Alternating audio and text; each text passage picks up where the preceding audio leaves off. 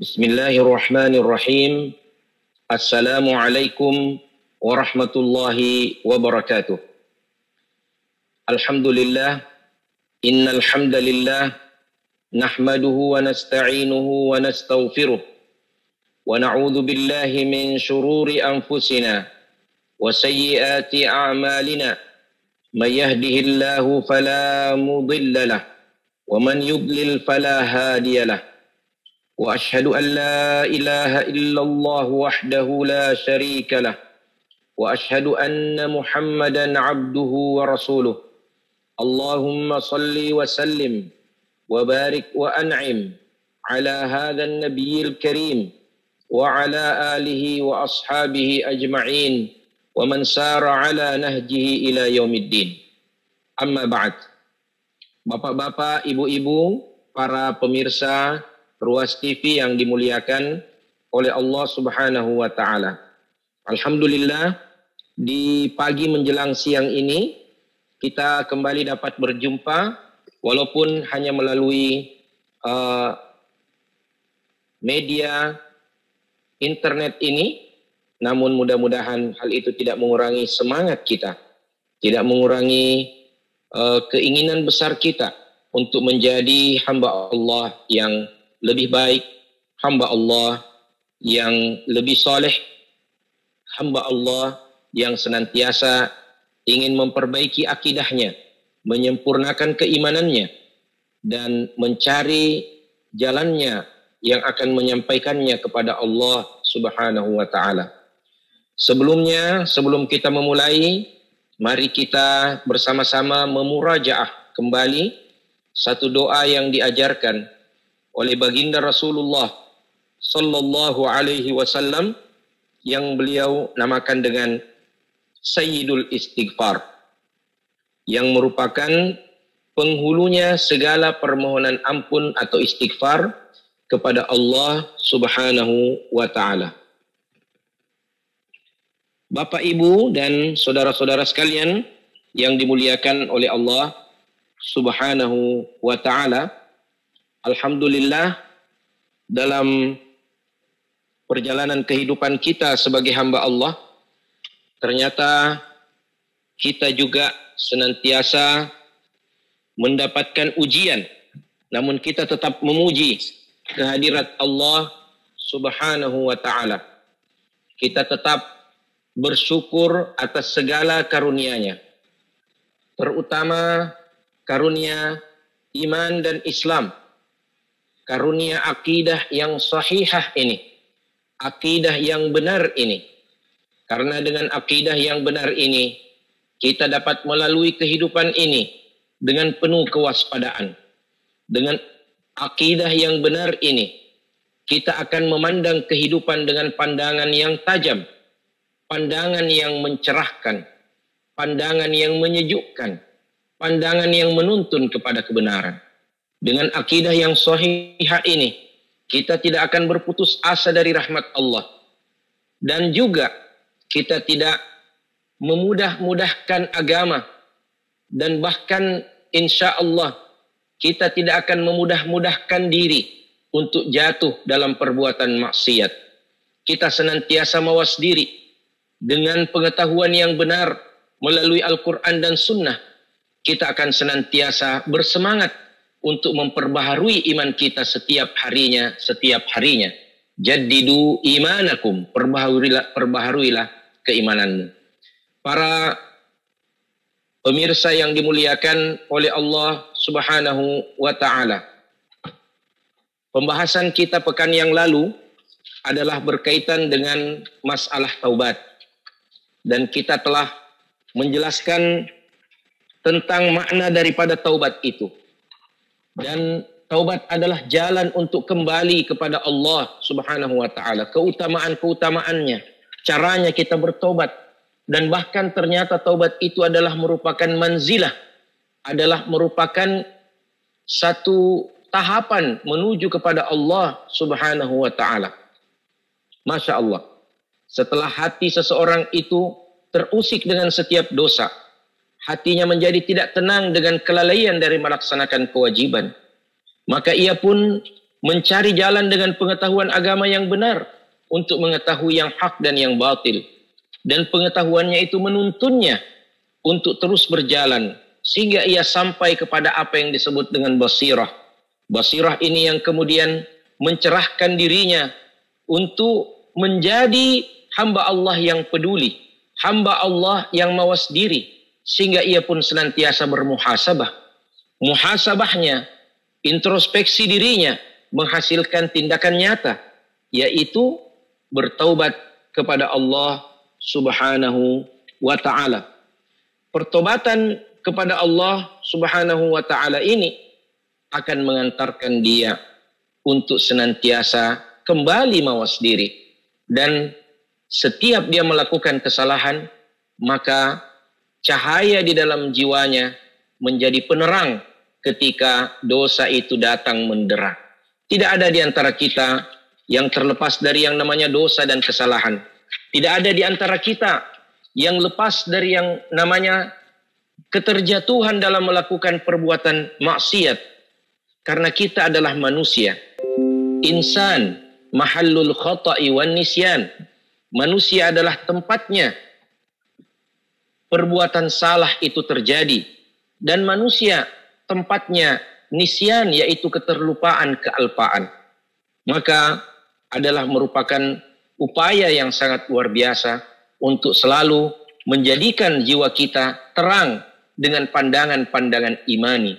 Pandangan-pandangan yang tajam, yang akan menjadikan dosa itu ketika ia pun terjadi, ia tidak seperti kanker yang awalnya kecil, namun ketika tidak diatasi, dia akan semakin membesar, semakin berakar,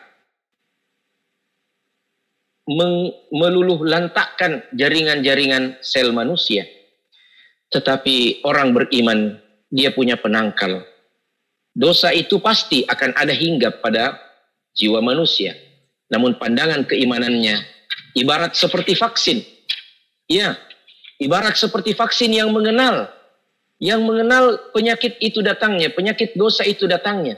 Sehingga penyakit dosa itu dikepung dengan bala tentara berupa sel-sel antibodi keimanan yang akan memblok, yang akan menghadang penyakit dosa itu. Sehingga memang dia sempat datang.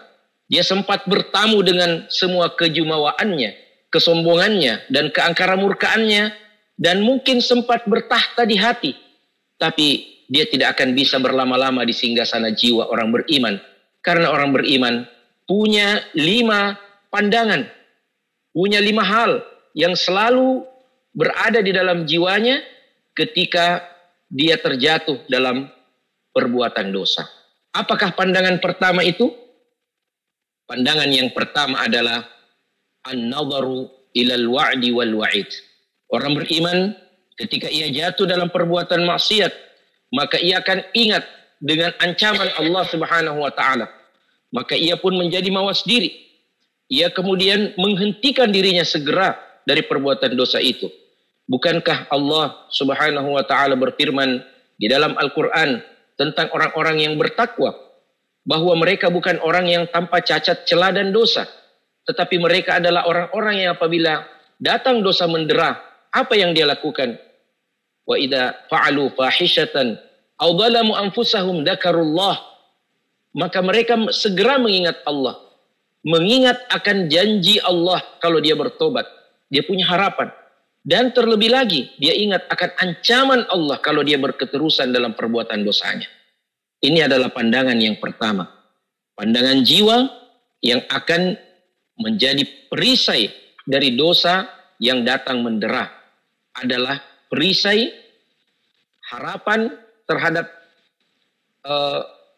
apa yang Allah Subhanahu wa taala janjikan, dan perisai tentang ancaman akan perbuatan dosa yang ia lakukan. Subhanallah. Bapak, Ibu dan saudara-saudara sekalian yang dimuliakan oleh Allah Subhanahu wa taala.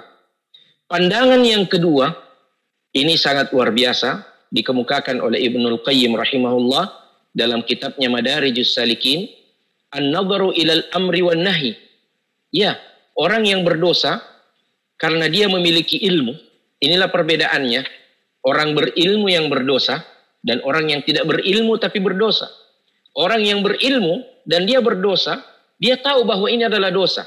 Maka dia punya filter untuk tidak semakin jauh daripada dosa itu. Karena dia punya kesadaran bahwa ini adalah kesalahan. Karena apa? Karena dia punya pengetahuan tentang hal tersebut.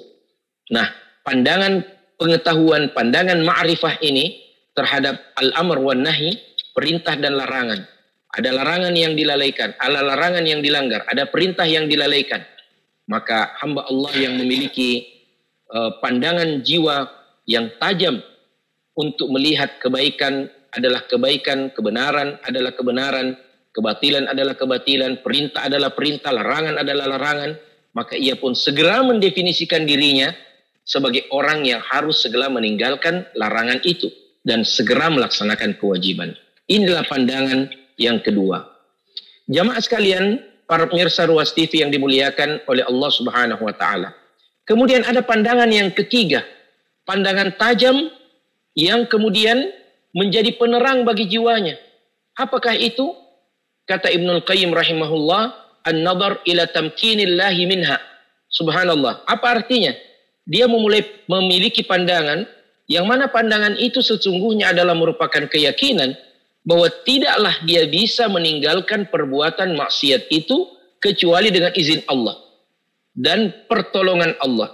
Dan dia yakin bahwa Allah Subhanahu wa taala akan menolongnya keluar dari lingkaran dosa, dari jerat-jerat maksiat, dari lumpur perbuatan yang hina dan dina itu. Subhanallah. Rasa yakin seperti ini adalah merupakan kunci keluarnya orang dari perbuatan dosa itu.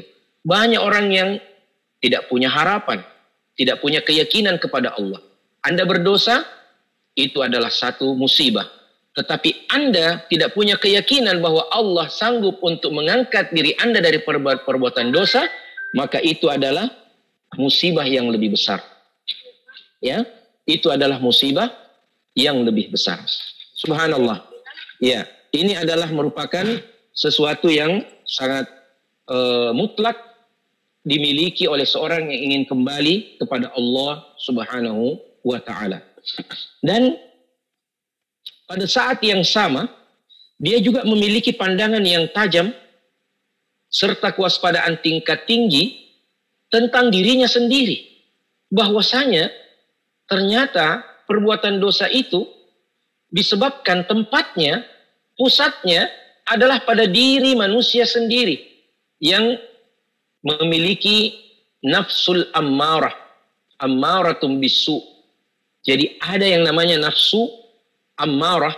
Yang dimaksud nafsu ammarah itu berasal dari kata ammar, artinya yang sangat sering menyuruh, yang sangat mendorong untuk apa? Untuk melakukan keburukan. Ini adalah ujian Allah kepada manusia, bahwa dalam diri manusia ada yang namanya nafsu, keinginan-keinginan. Ketika nafsu itu semakin diperturutkan, maka dia akan semakin kuat untuk membetot hati manusia ke dalam kebinasaan, dalam jeratan dosa dan maksiat. Maka pandangan yang tajam dari orang yang diberikan basirah oleh Allah Subhanahu wa taala, orang-orang yang selalu ingin kembali kepada Allah, orang-orang yang beriman, maka dia tahu ini masalahnya. Sebagaimana dokter bisa mengobati penyakit setelah sebelumnya dia bisa mendiagnosa dengan tepat di sini letaknya penyakit, maka sesungguhnya orang beriman yang bisa mengobati dirinya dengan pertobatan tahu bahwa sumber penyakit dosanya itu ada pada dirinya sendiri. Olehnya itu, subhanallah, ketika kita perhatikan dua surah di dalam Al-Quran, surah An-Nas dan surah Al-Falaq, di dalam kedua surah ini kita diajarkan oleh Allah untuk berlindung kepada Allah dari berbagai macam kejahatan. Kalau di dalam surat Al-Falaq kita diperintahkan untuk berlindung kepada Allah, ya, dari Tuhannya waktu subuh, dengan kejahatan hanya berlindung dengan satu nama dan sifat Allah, kita berlindung dari kejahatan malam, kejahatan tukang sihir, dan kejahatan ya waktu malam yang datang dengan gelap gulitanya. Jadi berbagai macam kejahatan yang datang dari luar, kita cukup meminta perlindungan kepada Allah dengan satu namanya. Qul a'udzu birabbil falaq min syarri ma khalaq, dari makhluk-makhlukmu, dari waktu malam, dari penyihir-penyihir yang jahat. Ini adalah faktor-faktor eksternal di luar kita. Kita cukup meminta kepada Allah perlindungan dengan satu namanya. A'udzu bi rabbil falaq. Ya, aku berlindung kepadamu ya Allah dari Tuhannya waktu subuh. Subhanallah. Tetapi coba perhatikan, ketika kita berbicara tentang diri sendiri, ternyata kita perlu meminta, qul a'udzu birabbin nas, malikin nas, ilahin nas. Aku mohon kepadamu ya Allah, engkau berikan perlindungan kepadaku. Birabbin nas, ya. Tuhannya manusia. Malikin nas, rajanya manusia. Ilahin nas, sesembahan manusia. Kita minta kepada Allah perlindungan dengan menyebutkan 3 namanya atau sifatnya ini. Untuk apa? Untuk sesuatu yang ada di dalam diri kita. Ternyata dorongan kejahatan yang ada pada diri manusia kadangkala lebih kuat daripada dorongan yang datang dari luar dirinya. Sehingga dia perlu untuk meminta kepada Allah dengan 3 namanya Allah untuk sesuatu yang ada pada dirinya. Sementara dia cukup meminta perlindungan kepada Allah dengan 1 namanya untuk kejahatan-kejahatan yang ada dari luar. Inilah ya pandangan tajam orang yang beriman, dan bukan sekedar pengetahuan. Ini harus dibarengi dengan kejujuran untuk melihat diri sendiri. Ya, saya salah. Ana mukhti, ana mudnib. Ya, asalnya dari mana? Dari diri sendiri. Nah, ini namanya an-nafsul ammarah bisu. Para pemirsa yang dimuliakan oleh Allah Subhanahu wa taala. Nah, pandangan yang ketiga, yang kelima, Masya Allah, ini semakin luas. Dia waspada terhadap ancaman dari dalam. Tapi bukan berarti dia tidak peduli dan waspada ancaman dari luar. Karena pengaruh dari luar yang namanya syaitan, ini adalah adu mubin. Adalah musuh yang nyata. Ya, dia adalah musuh yang senantiasa mau menggelincirkan manusia, menjatuhkan manusia ke dalam lumpur kebinasaan, maksiat dan perbuatan dosa. Maka orang yang beriman tahu ini jalannya syaitan yang akan menggelitik hawa nafsu, menjerumuskan di dalam kebinasaan dosa dan maksiat. Maka dia pun memiliki pandangan, ya, ibarat seperti orang yang bertarung. Orang yang memiliki ketajaman pandangan terhadap musuh, dia akan melihat gerak-geriknya musuh, bahkan sebelum musuh bergerak, dia sudah tahu ya bahwa dia akan memukul dari arah kanan, dari arah kiri, maka tangkisannya sudah siap, telakannya sudah siap. Masya Allah. Dan yang terakhir, jamaah sekalian yang dimuliakan oleh Allah Subhanahu wa taala, ada pandangan yang sangat luar biasa dari orang-orang yang beriman ketika ia terjatuh dalam perbuatan dosa dan ia memiliki kesadaran untuk meninggalkannya. Kenapa? Why? Ya? Karena dia melihat bahwa yang dia langgar adalah perintah siapa, larangan siapa. Dialah Allah Subhanahu wa taala. Makanya para ulama kita mengatakan la tanduru ila sigharil ma'asi walakin indur ila man asait. Jangan kau melihat kepada kecilnya dosa yang kau lakukan, tapi lihatlah keagungan yang kau langgar perintahnya ini, yang kau lalaikan perintahnya ini, yang kau langgar larangannya, kau lakukan apa yang dilarangnya, kau lalaikan apa yang diperintahkannya. Siapakah dia? Dia bukan manusia, dia bukan makhluk, tapi dia adalah sang Khalik. Subhanallah. Ya, disinilah pandangan orang-orang yang beriman akan menjadi semakin terang, akan semakin jelas, akan mengukuhkan jiwa, akan menguatkan azam untuk kembali kepada Allah dan meninggalkan jalan yang tidak diridhai oleh Allah Subhanahu wa taala. Walaupun semua manusia mengajaknya di situ, dia tidak lagi peduli karena pandangannya adalah pandangan manusia langit yang melihat kebaikan itu senantiasa ada di depan matanya, walaupun kakinya menjejak di bumi, tapi pandangannya jauh ke langit. Seperti doa yang diabadikan oleh Al-Quran, ya, ketika dilantunkan dengan penuh jiwa, dilantunkan dengan penuh harap, dengan penuh yakin oleh seorang Asia istri Fir'aun. Wa mra'ata Fir'aun, ya, dia adalah istrinya Fir'aun. Subhanallah, istri orang paling jumawa, orang paling durhaka, orang paling kafir, tetapi ternyata memiliki istri adalah salah satu manusia yang paling sempurna, Asia. Ya, Asia alaihissalam. Apa doanya Asia? Dia berkata, diriwayatkan oleh banyak para ahli hadis, di antaranya Imam At-Tabari dalam tafsirnya, dan demikian juga dikutip oleh Ibnu Katsir dalam tafsirnya, bahwa sang wanita mulia ini ketika ia telah dilemparkan batu, ia telah menghirup udara-udara terakhir dalam kehidupan dunia, tarikan nafasnya tinggal satu-satu, maka ia pun menatap di langit. Apa doanya? Rabbi banili indaka baitan fil jannah wa najjini min fir'auna wa amalihi wa najjini minal qaumil zalimin. Ya Allah, bangunkan aku satu rumah di sisimu di surga, dan selamatkan aku dari Fir'aun dan perbuatannya. Subhanallah, kezaliman Fir'aun ini disangka akan menghabisi sang istri yang mulia ini. Tapi Allah dalam beberapa riwayat itu dikatakan telah mencabut ruhnya, ya, telah mencabut ruhnya sang wanita mulia ini sebelum batu-batu besar itu datang, ya, dilemparkan kepadanya. Apa yang ingin saya katakan dalam kesempatan ini, jamaah sekalian yang dimuliakan Allah, bahwa kaki kita menjejak di bumi dengan penuh harap untuk melangkah dalam tapak-tapak kebaikan, tapi pandangan kita jauh ke langit, menggantungkan harapan kita yang paling tinggi, yaitu bersama dengan Rasulullah SAW di surga yang kekal dan abadi.